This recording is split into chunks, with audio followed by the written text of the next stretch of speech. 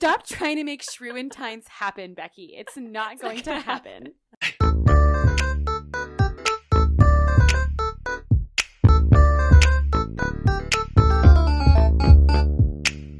Hello, we are here with Sun Sounds of Arizona in Flagstaff, Arizona, and welcome to episode 26 of Untamed Shrews Women Talk Theater, presented by the Flagstaff Shakespeare Festival. I'm Becki. And I'm Hannah. And I'm Dawn. Welcome to our Month of Love episode. Ooh. Yay, it's February! But before we get into our regular monthly check-in, I thought it would be good just to sort of reintroduce ourselves. This is episode 26, so for anyone that is new to the Shrew Crew and maybe didn't listen to our Meet the Shrews episode very early on, just a little bit about us so you know who you're listening to. So my name is Hannah Fonts. Obviously, I am one of the Shrews. I also produce this podcast, so I do all of our editing and our marketing and all of that fun behind-the-scenes stuff. By day, I'm the marketing director at Flagstaff Shakespeare Festival, and I'm also an actor. I'm an aerialist. I kind of do a lot of different theater things. I costume design sometimes, choreograph. I've directed in the past, so I've kind of done it all. I've lived in Flagstaff for about 6 years now. But before that, I went to school in Utah, grew up in California, so I am a Southwest, West Coast gal. I love being one of the Shrews, and I love you gals, and that's a bit about me. Cool. My name is Becki. I am an actor with Flagstaff Shakespeare Festival, former production manager. I'm an actor, stage manager, company manager, theater admin, administrator. I'm also an aerialist. I've been in Flagstaff. I like to say I've been here off and on since 2019, but most recently since 2000. Oh my God, I was going to say 2001. In 2021, in April was kind of when I made my official, unofficial move. Yeah, I've lived kind of all over, working with theater companies in Montana, Colorado, Florida, New York. I was a stage manager for the international tour of West Side Story from 2016 to 2018. So cool. Yeah, thank you. Dawn? Hey, I'm Dawn. I'm the executive director of Flagstaff Shakespeare Festival.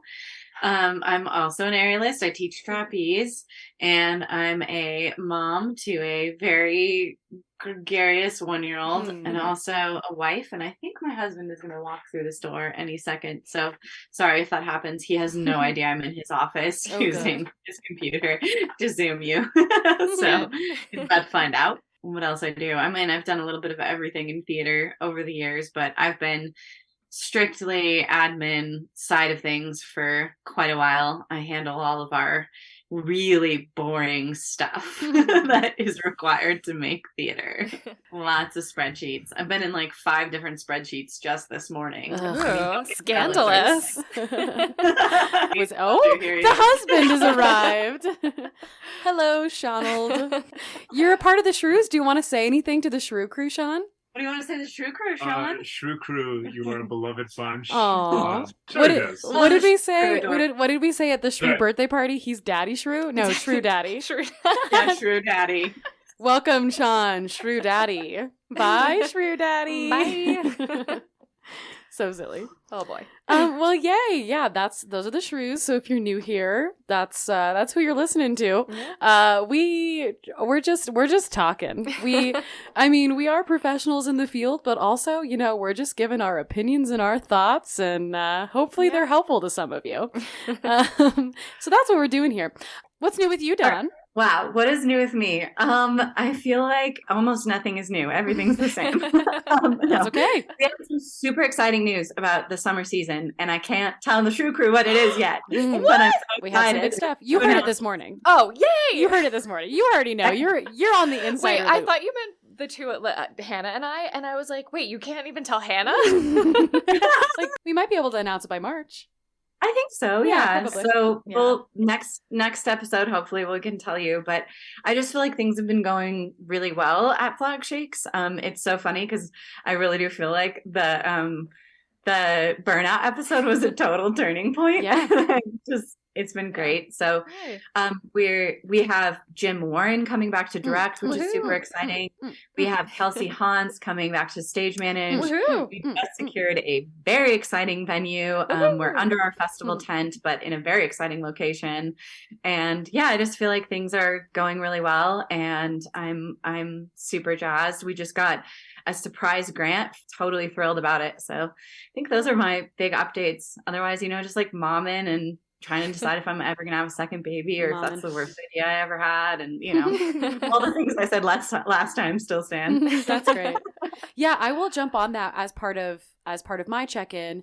Flag Shakes is feeling very smooth right now, which is great. Yes, things have been feeling like, knock on all the wood, but things have been feeling very smooth. And it's been a really good reset time, in this time that we're not technically producing. I mean, we are producing, and that'll be part of my check-in. But, it's more quiet right now. So we're really just getting down to brass tacks. The four of us on the Flag Shakes team are really focusing on what is my job, and let me do that job really well. I've also feel like I've had a lot of fun focusing on auditions. Obviously, we did our audition episode, and I really hit the ground running with auditions, and every single day I felt like I've really stuck to it. I work on a monologue, or I send an email, or I, edit something, or whatever it happens to be. I feel like I've been doing really good about keeping up on my auditions and networking and stuff. My big update is that we are doing my one-woman cabaret in March, which is very exciting. And so honestly, hopefully by the time this episode drops, tickets are sold out. It's one night only, and tickets are going. So we're doing pretty good. They're moving pretty swiftly. So hopefully it's sold out by the time this episode drops. If it isn't, then please buy your ticket.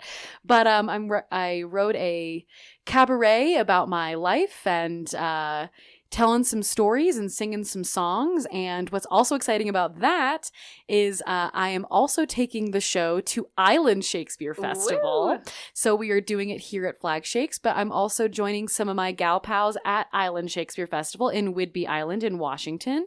So I will be gone for much of March / doing the show much of March. So those are kind of my things, just working through lots of self-work and working on acting and audition season. So how about you? Well, I wanted to just touch base with going back to the auditions episode. Yeah. I just wanted to mention, she didn't ask me to do this, but Christine Schmidla, who has a business, Words, if you need a refresher, or if you want to work a new piece, you want to find a Shakespeare monologue, she could definitely help you with that. She's at verse-words.com. I don't have a whole lot to update, or at least maybe not a whole lot that I want to update. I guess I do want to say although I do feel on the whole okay, I do feel I just feel I am behind, and I am behind my peers in this moment, because I can't be working on my craft in the way that I want to. Yeah. And or the work that I do work on my craft, I can't I just feel very limited in the auditions that I can do, because I still am in treatment. Yeah. And I mean, for a lot of it, or I feel I have a mentality of just audition and I'll figure it out later. But I feel the figuring it out later, I just already feel it's going to be a no, on my end. So it's well, why am I even putting in this work? So if you did get a job, you'd have to maybe turn it down. Yeah. And that's not necessarily the case, of course. And I'm just, but that's just how I'm feeling. Yeah. So I just feel I'm behind, or I'm missing a step, or So I'm sorry you feel that way. Have you ever considered producing your own work, or focusing on work that's only your own? Maybe consider that. And I hear that, and that is something that I've considered. It's just not it's not maybe what I feel called to do. Yeah.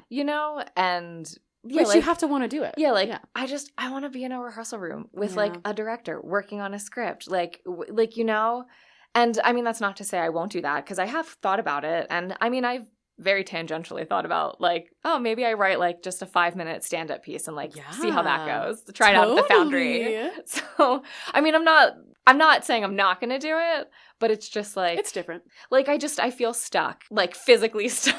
Yeah. You know? Yeah, absolutely. Because, like, how can I do a show if I can't leave Flagstaff, if I can't do this, that? Yeah. Or if I can, like, is a company going to want to work with me? Like, hey, I might need to leave every 3 weeks. Yeah. You know? Like, I'll be back, but, like, you might need to give me Wednesdays off, you know, like, type thing. Yeah. I mean, I would hope that they would. Yeah. I mean. Yeah. So, I don't know. That's actually brings up a very interesting point. Like, you know, hiring regardless of religion, race, creed, parental status, etc. Yeah. I wonder if there's something, this is a larger question. Yeah. But, like, I wonder if there's something that should be included, you know, that reasonable accommodation should, like, cover that kind of stuff. So, like, I mean, I'm not, I don't consider myself like, I don't think this is a disability. Yeah. But, like, that is something that, like, would be covered. But, I mean, legally, like, you can't fire somebody for a medical diagnosis, and you can't not hire them for a medical thing. Yeah, like, if you want to say, like, hey, like, we want to hire new moms and we'll give you the time to nurse your baby during the show. Like, where, like, are they going to draw a line at, oh, we can't let you leave for a day to go to a medical appointment? Sorry. Yeah. Like, is there a line? Like, I don't think there should be a line. No, yeah. But yeah, it's just, like, things that I've been thinking about. And because it's, like, obviously you don't have to disclose anything you don't want to disclose, but disclosing something helps your employer help you. Yeah. But then hopefully that doesn't backfire, you know. So these are the things going on in my brain right now. And, like, so I'm part of some Facebook groups, of course. Mm-hmm. So, like, either posting in the breast cancer specific Facebook groups or some theater groups. Yeah.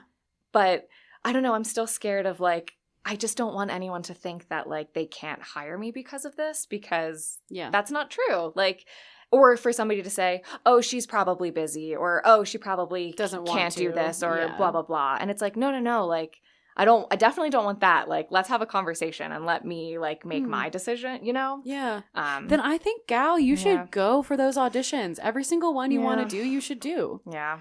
I think if you want to do it, you should do it. Yeah. Okay. I think you should go for it. Thanks. I'm sorry you feel stuck, though. Thanks. Yeah. Well, love you so much. Thank you. By the way, Dawn had to leave, so it's just me and Becki checking in now. Alrighty, well, jumping on over to the meat of the episode. Today, happy February, my gals. Because it is, you know, Valentine's month, we thought we would do a sort of episode of love. So it's gonna span all of our first loves surrounding theater, or just our favorites / our loves within the theater space, and why we love theater, and maybe how we got started, things like that. Just to celebrate why we do this, you know, like, especially the burnout episode, you know, we have to remind ourselves why we do love what we do. And that, you know, we are so blessed to be working in this space, even though it's so hard. But ultimately, you know, we do it because we love it. So I think a great place to start would be why, maybe, like, our first experience with theater, or, like, our first role, maybe not necessarily, like, the one we love the most, but, like, what was the thing we did that, like, really got us into it? So did we see a play? Did we do a play? So for me, I grew up watching, my mom really loved, like, golden era movie musicals. So I grew up, like, watching all of those. And I remember watching Seven Brides for Seven Brothers as a kiddo, which nowadays, you know, a little bit of a problematic show. I've never seen it, but really? I trust you. Yeah. Well, yeah, it's about men stealing women because they won't marry them. Yeah.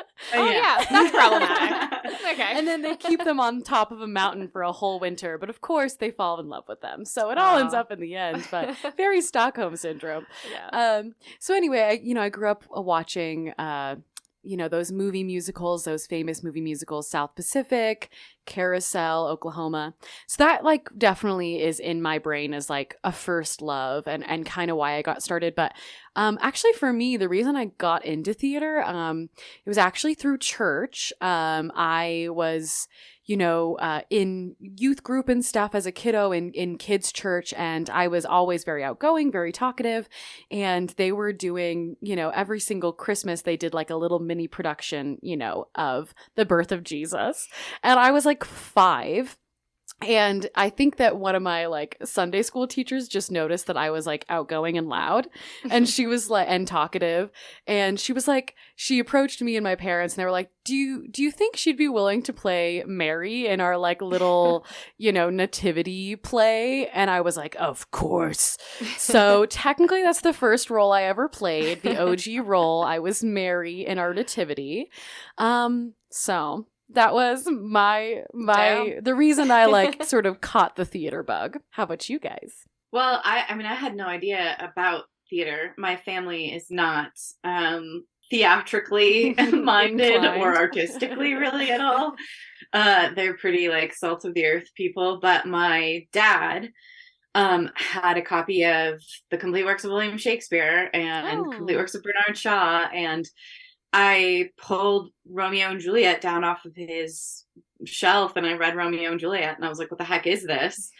I loved the dialogue. I loved the action. I had to that point never seen a play. So I was really like jazzed. And then my mom took me to American Players Theater and we like ushered and sat on the hill for free. And, we saw As You Like It, and I'll just never forget the woman who played Helena was just so good and so amazing. But I remember her talking directly to me at one point, and I was just like, she's speaking to me, like Deborah Staples. Also, I'll never forget her name. I was like, okay, like that's it. And I made my parents transfer me from the like private tiny Christian school I was in to public school so that I could audition for Oliver. And my first role was a Lady of the Night in Oliver at like as a 10-year-old. Yeah. Again, a little problematic. But also I can't sing. I still can't sing. I can't carry a tune to save my life, but I'm really loud. So every time I've been cast in a musical, the director very quickly realizes the enormous mistake that they've made and asks me to lip sync. It's happened more than once. So I didn't have any lines in Oliver and I didn't sing in Oliver. I was just on the stage, like dressed as a 13-year-old sex worker and running around stage. But I was thrilled and I loved it. I mean, before that at my Christian school, I like took the scripts. Like I remember taking like Bernard Shaw's Catherine the Great and like trying to get all of my like 8th grade classmates to do like Catherine the Great on the playground with me and getting in a lot of trouble with admin being can't do the show. And so the instant I realized theater was a thing, I was like, oh my gosh, this has to be my life.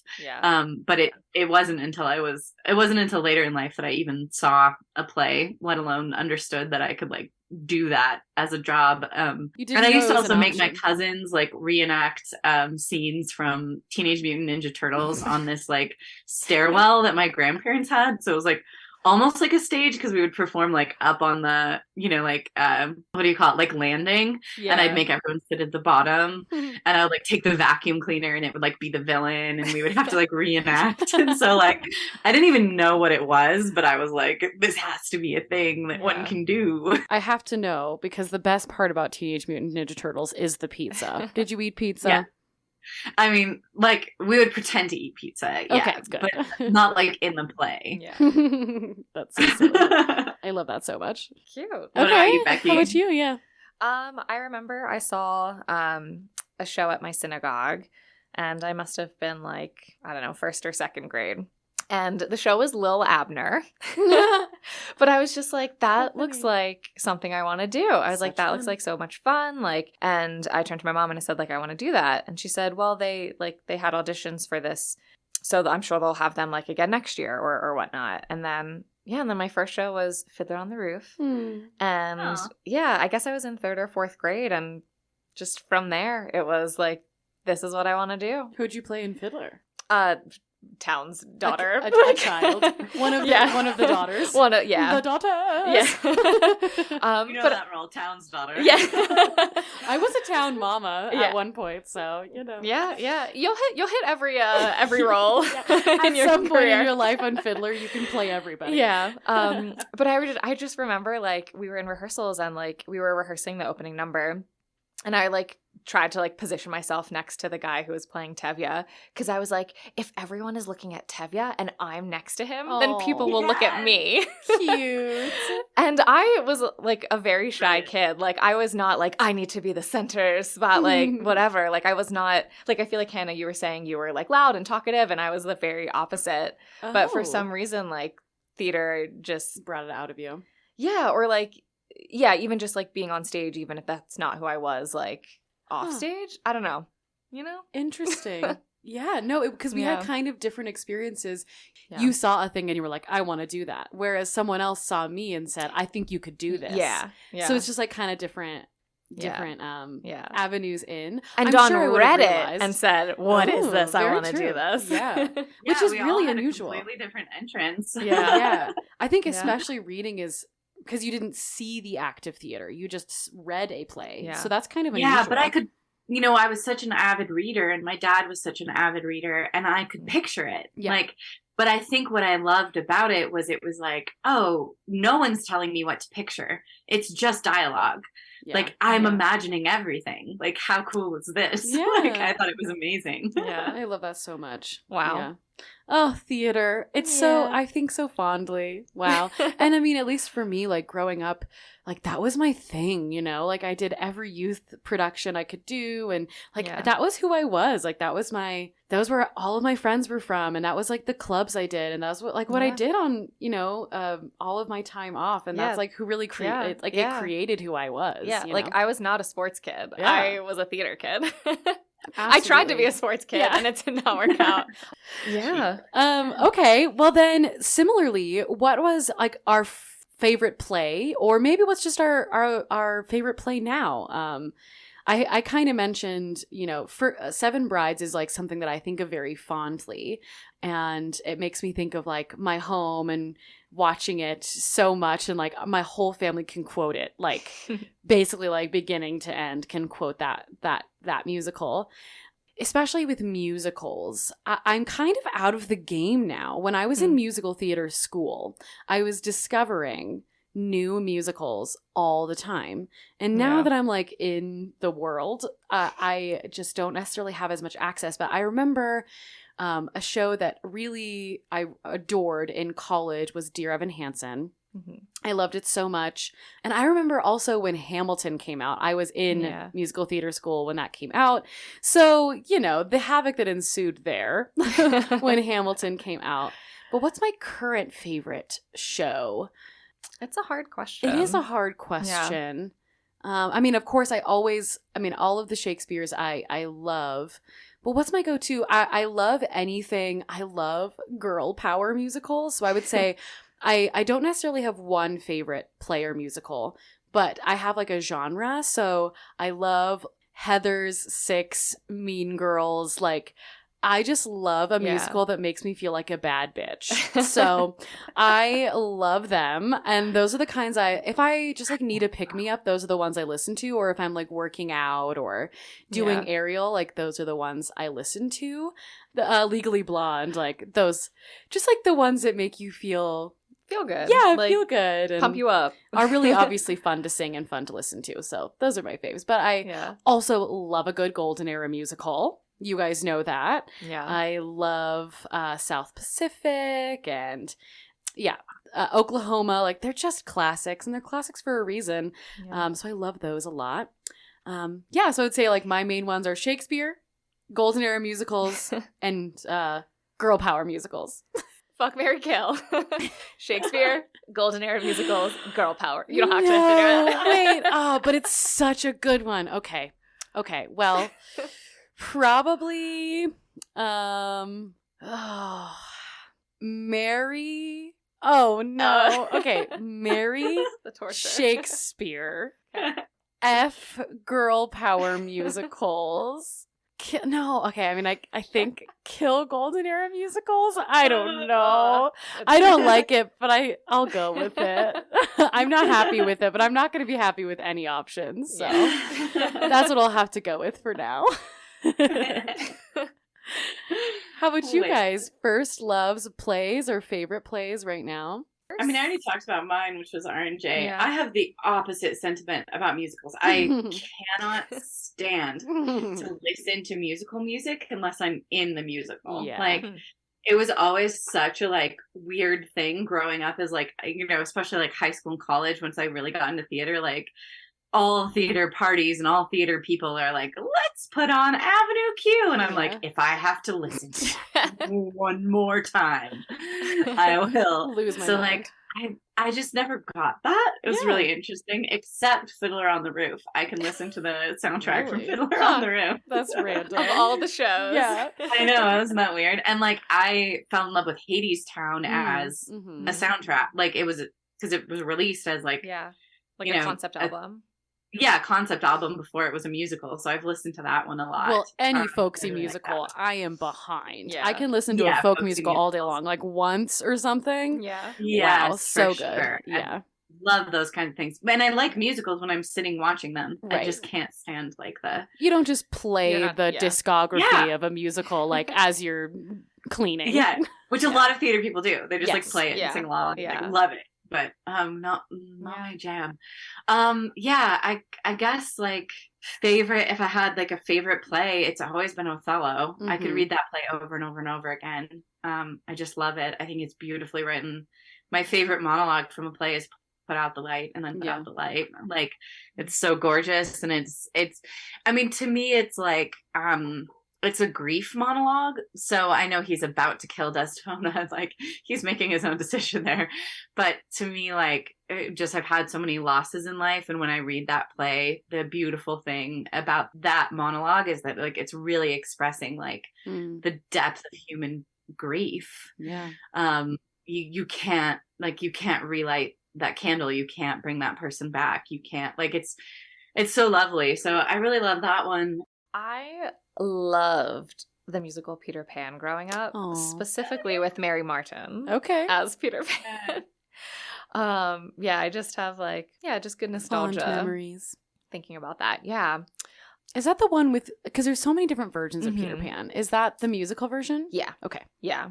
Yeah. And I mean, I haven't watched that since I was young, so I don't know maybe how it holds up today. Just going to put that out there. Yeah, like I said, Seven Brides is still very fond to me, but also problematic. Yeah. And I do love, I mean, trying to pick, like a favorite show is so hard. But you also go through seasons. Yeah. And sometimes it's like, whatever show I'm currently working on, that's my favorite, because it's like I'm so immersed in it. But I do, I have there's a special place in my heart for A Midsummer Night's Dream. Of course. Yeah. You just can't go wrong with chaos and fairies. Like, you just chaos can't. And fairies. Yeah. Well, something that I was thinking of when we picked this topic in terms of first loves was like first stage crush of somebody who like I saw on stage and was like, I'm in love with you. Yes. Philadelphia actor. Like I must have been in high school and I think he was probably in college, but I remember like seeing him in some shows and just being like, oh my God, he is so funny. He's so cute. Any show that he was in, like I would go to that show. Like you were a groupie. Yeah.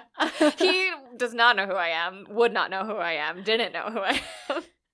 Oh my gosh. That's like the start of an incredible love story. What if you were just like, hey, sir?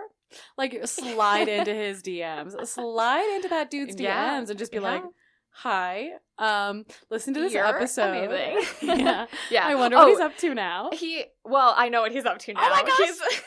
I'm obsessed. Because he married another Philadelphia actor. Shoot. And now they're like this powerhouse couple. Oh, he's off the market. Yeah. But full circle, the only show I've ever seen at the Utah Shakespeare Festival, which was in 2021, he was in it with his wife. So you can probably deduce who it is. I feel like I could say it. It doesn't really matter. But it's Michael Dougherty. I also have the hugest crush on Michael Dougherty. Yeah. Oh my gosh. Well, I went to SUU, so I watched him like 6 seasons in a row. And I was like, I am obsessed obsessed with this Yeah. man. It's because he's hilarious. Yeah. He's also like such a sweet guy. Yeah. Like he and I don't know each other, but like, you know, we've been at the same parties and stuff. So I've like seen him. The same like tangential circles. Right. Like or we run in the same circles. And wow, yes, do I also have a crush on him. Yeah. He's so funny. Yeah. I love that so much.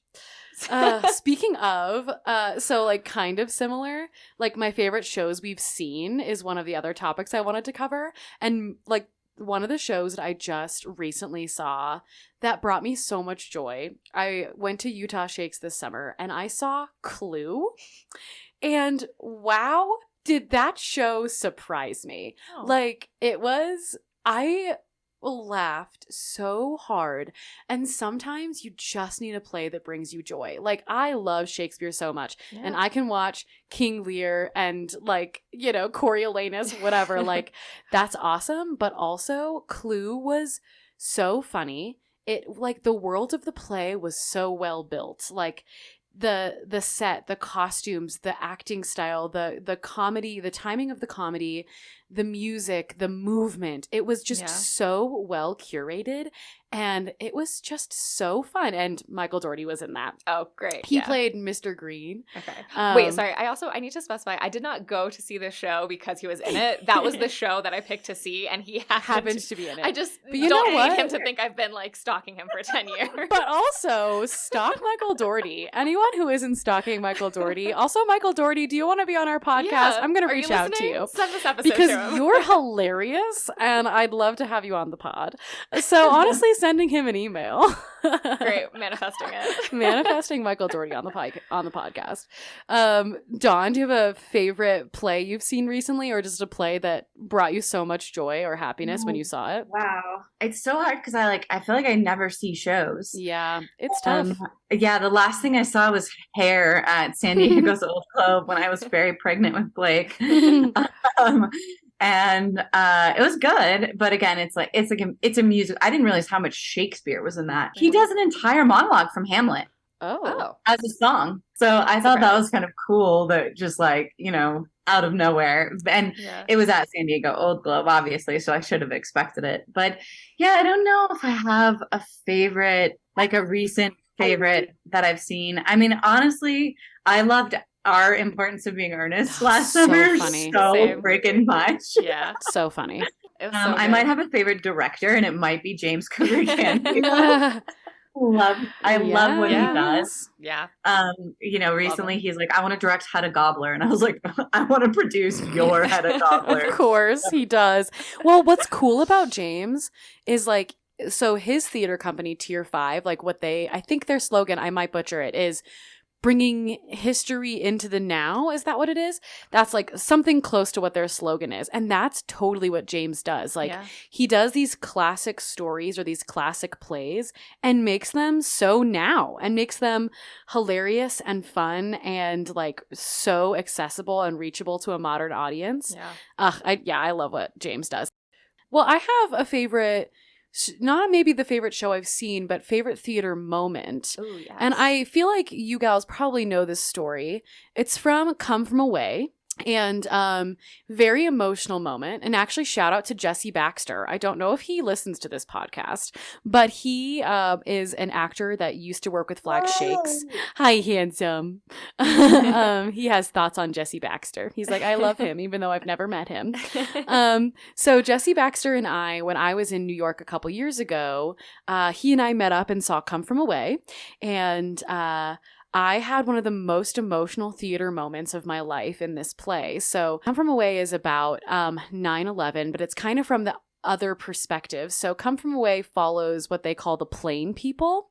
So, you know, when 9/11 first happened, you know, they grounded all of the planes because obviously they didn't know what was going on. They didn't want anything to continue. So they grounded all the planes, and all these people that were on these planes were not allowed to get off the planes. So these planes landed like at the closest airport they could. So they immediately came down from the air, and these people had to stay on these planes for like 24 hours.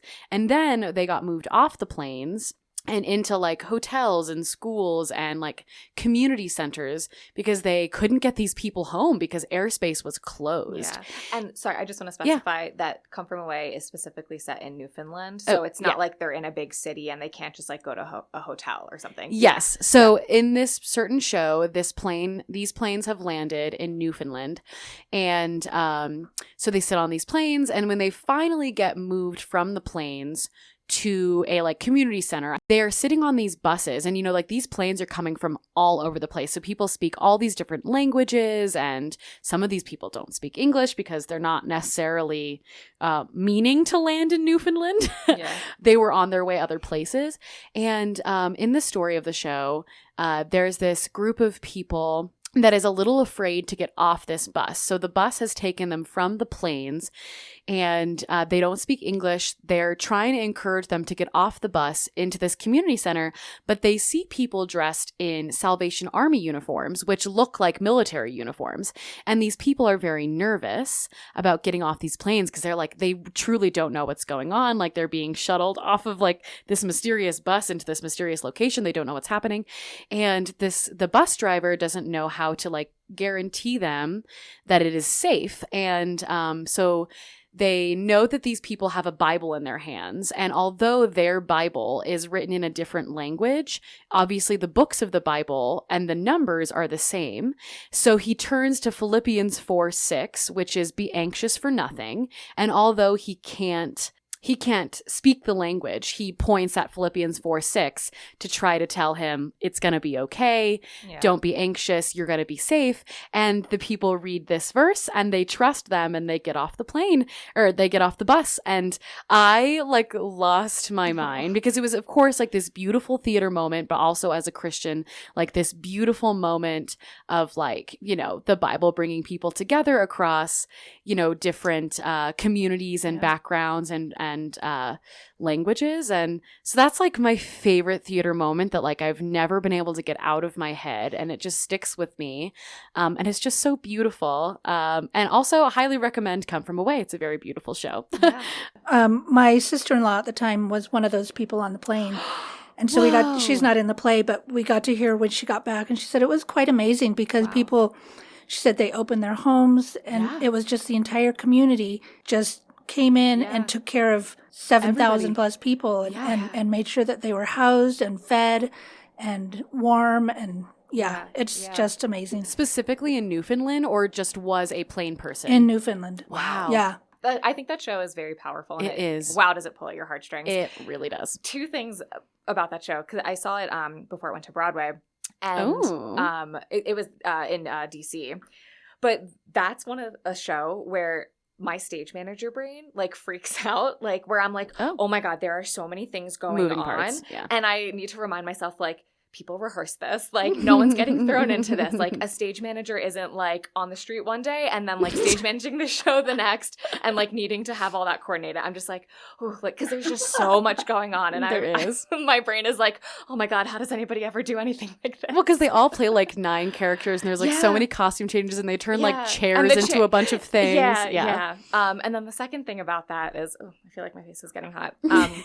So I'm just so overwhelmed. I'm hot and bothered by Come From Away. Remember that one time I got hot and bothered talking about thrifting?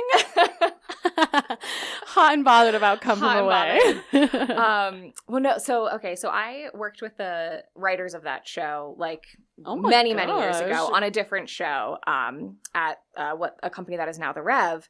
Theater company in New York. And so I knew about that show prior to it like being picked up. And they had done like some recording of it from some like mini festival or small festival. But my favorite moment was in Me in the Sky on this cast recording. And it's like the big, like, to me, it's like the climax of the show. This moment where the lyric is, so it's from the perspective of one of the pilots, and she's talking about how much she loves flying planes. And the line is, the thing that I loved more than anything was used as the bomb. Mm-hmm. And in this recording, it was silence after that. And it like that moment just lands. But in the Broadway show, it's now this big like boom after that line. And I'm like, no, can we just let like that moment like just sit for a second and then go back into the to all of like the chaos and like the music and stuff? And I just, yeah. You like the original version? Yeah, because it was just nothing. It was like, let that land, like, and then let's move on. I don't know. There was just something about that. Man, can a theater moment stick with you? Yeah. I mean, that's really why, you know, the point of this episode, like, this is why we do this. Like, there are moments that stick with us. Yeah. Both as practitioners and as patrons that, like, can stick with you forever because, there are shows that are so powerful, but also, like with Clue, there are shows that bring so much joy. Yeah. And, like, there is theater for all of those moments. There is theater to make you think. There is theater to bring you joy. Yeah. Like, there is theater to give you other perspectives. Yeah. Like, theater does so much. Yeah, make you cry. Like, sorry, my moment was I worked on a production of West Side Story. This was not the tour version. It was a different show or a different production. And during tech, so it's the moment after Maria and Tony. I guess it's after the ballet. So it's like that starts like in Maria's bedroom, goes into this fantasy ballet, and then ends with them going to bed in Maria's bedroom. Wink, wink. Yeah. And in tech, there was like the lighting designer, like something happened. So we had a star drop. What is that? What star drop? Where it's like it's just like a black curtain with a bunch of holes in it because it's meant to look like stars. Like a starry night sky. Yeah. And for whatever reason, the lighting designer maybe accidentally like turned that on or whatnot, but it was like a blank stage with the bed, the two of them and the stars on. And everyone was like, oh, that's it. Like that's how we end this piece, like this number. Oh, it was an accident. It was and an you accident. Kept it. Yeah. Ooh. Yeah. And it was so beautiful. Like, that's so cool. Yeah. Yeah, it's those little moments where like I remember I was doing a production of 12th Night where you know, she says in one of Olivia's monologues, she says the clock upbraids me, saying like the clock disrupts me. Okay. And I was doing this outdoor production, and right at that moment the bell clock tower chimed, and I was like, what? Like, it's those magical moments where you're like, oh my goodness. Or like that moment in Midsummer when Amy playing Titania did the whole speech about the seasons. Yeah. And the thunder cracked. And you're just like, this is impossible. Like, it's just so magical. Like, some of those moments, you just can't expect them. And what I love about theater is like some of those moments are just like unplanned. And sometimes it's like the combination of humans on stage, the combination of people in the audience, like time and space that you just can't ever recreate again, that just can create something so unexpected and so incredible. Yeah. And that's why I love theater so very much. What are your favorite costumes? I have a costume that I think of very fondly. That same production of 12th Night, I wore this super hot outfit that I like, honestly, like one of the sexiest or like the most sexy I've like maybe ever felt is in that show. Also, you know, like Olivia literally just gets talked about as like this like gorgeous woman, like constantly. Like, how can you not feel sexy when you play Olivia? Because they're just like, she's perfect, and you're like, thank you. Yes, but I am. there was this costume I wore.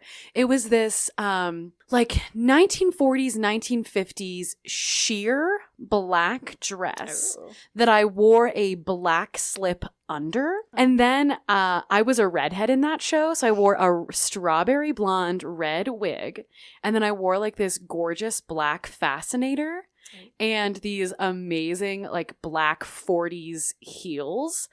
And wow, because I mean, Olivia is in mourning at the top of that show, so she was wearing black. And wow, did I just feel like the hottest shit in the world in that costume. And I wish that I could recreate it. And I think about that wig all the time. I've wanted to dye my hair red so many times because of that wig.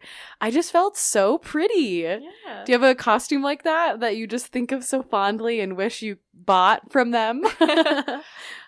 I loved the costume that I wore, the red dress, in Duchess of Malfi. Ooh, I remember that dress. Tommy Elias, costume designer.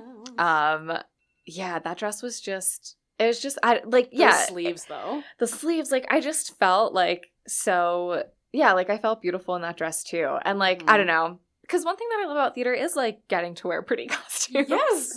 So I'm just like, I just want to wear a pretty dress. Absolutely. Like, it's literally like, Yeah. as adults, we're playing dress up. Yeah. Like, that's what we're doing with Yeah. our career. And I mean, you can't deny Yeah. it. You can't deny it. And then for the As You Like It that we did, set in the like video game world, Mhm. in our production of As You Like It, my the Rosalind Nathan, who was our like animator, he put me in a red dress, like also not knowing, and I was like, wait, these are like, this is the So same. similar. Yeah, it was Oh, yeah, I a cool remember moment. that. I remember Yeah. you being like, wait, is that Malatesti? Yeah. Dawn, favorite costume that made you feel sexy wexy? I think my favorite one was actually, I loved that cheap red dress that I wore in Fool for Love. I was going to ask if that was your favorite. Yeah, I loved that dress. It was like, you know, like Polyester 80s. Yeah. Yes, it was 80s polyester, but it was like so fitting, and so it just felt like dime store sexy, and it was Yeah. just like, I loved everything about that. Yeah. I thought that was the best costume. The that I- bee's knees. Yeah. that dress, oh man, I was thinking about it just the other day when I was thrifting for Viola's dress. I was like, Hmm. I missed that red dress. Do you not have it? It's in costume somewhere. Okay. I think Oh. you should freaking love that dress. I But adore that. yeah, that one. And then when I was in undergrad, we rented my Titania costume for our Midsummer Night's Dream from American Players Theater, which is where I saw that Ooh. first Shakespeare I ever saw. We rented the costumes from there, and so I got to wear this like professional, Mm. professionally made costume, and that was my first professionally made costume, and I thought it was so gorgeous. So yeah, Oh. there is just something about like an Elizabethan corset dress Yeah. that just makes you feel like a hot wench. You know, you just can't deny it. Yeah. Yeah. If we weren't Untamed Shrews, we should rebrand to be hot wenches. Dime store Love it. sexy. Dime store wench. Dime store wench. I Dime feel like store that's my wench. personal brand. Dime store wench. Dime store wench. Untamed Shrews, or also known as Dime Store Wenches. Yeah, costumes are just always are also near and dear to my heart because I just love clothes so Yeah. very much. Love clothes. Feel the vibe of these clothes. Yes, honestly, I do, and I really love secondhand clothes because I just Yeah. love the idea that these pieces have had life, and that's like also why I love costumes because so many of these costumes get reused and people wear them, and then a new character wears them and a new actor wears Yeah. them, and you like see a costume and you're like, oh, blank wore that, and now Yeah. I'm gonna wear it, or this and that, Yeah. and they have life cycles and they have Yeah. you know, they evoke certain emotions, and I just love costumes so much. They Yeah. bring me a lot of joy. Okay, favorite roles we've played. I think we've discussed dream roles, but have we discussed favorite roles we have played? Mine would be Helena in Mm, Indecent with Flag yeah. Shakes. It just, what a special role. And I would love to get back to that show. Yeah, Yeah. absolutely.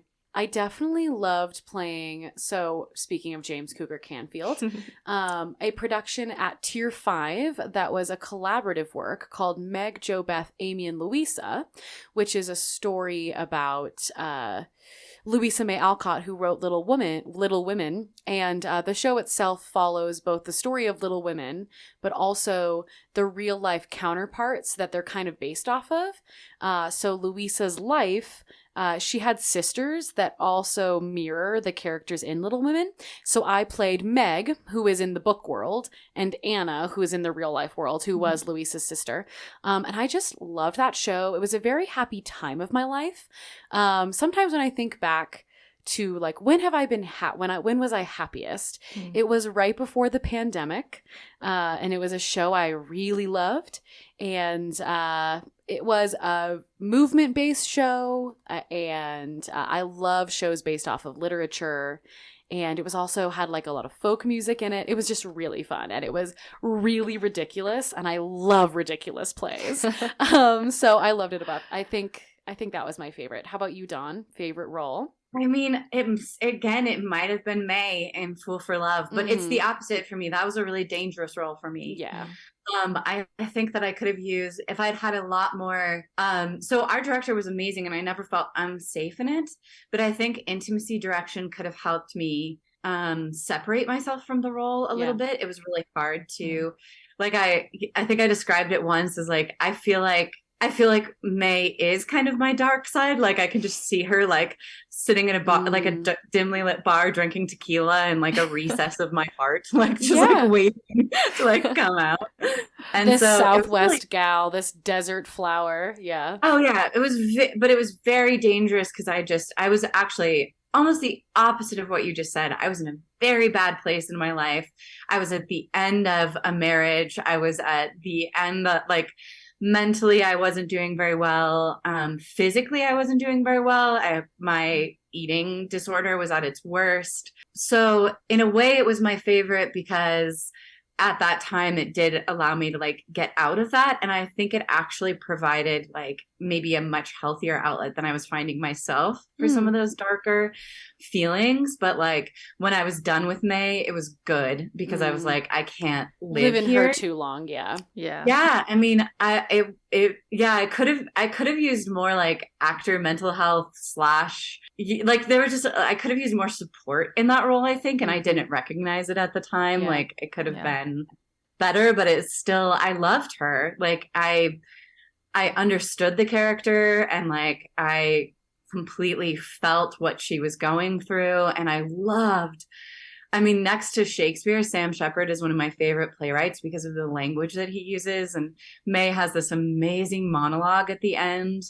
And it was just like, I loved the language of that monologue. I loved the dialogue of that show. Like, I thought it was so good. So I think that's one of my favorite roles. But I also think, like Sean was saying the other day, is like, oh, we got to bring back Fool for Love and do it, here or there. And I was like, I can't touch that play again. Like, it's not good for me, that play. It would be better if I didn't. But outside of that, it was definitely playing Juliet in opposite of John Way. Like he's such an amazing actor, and he really, like, what he brought to Romeo just helped me understand like what to bring to Juliet. And that play, specifically that role in combination with him in that production, was so wonderful.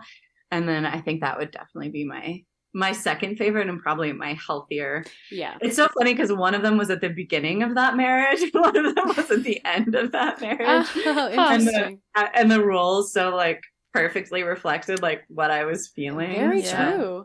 Yeah. I would have said Desdemona was a favorite because I really loved Desdemona, but she was also like a little scary, I've absolutely never gone through obviously what Desdemona has gone through, but I have had my fair share of shitty men.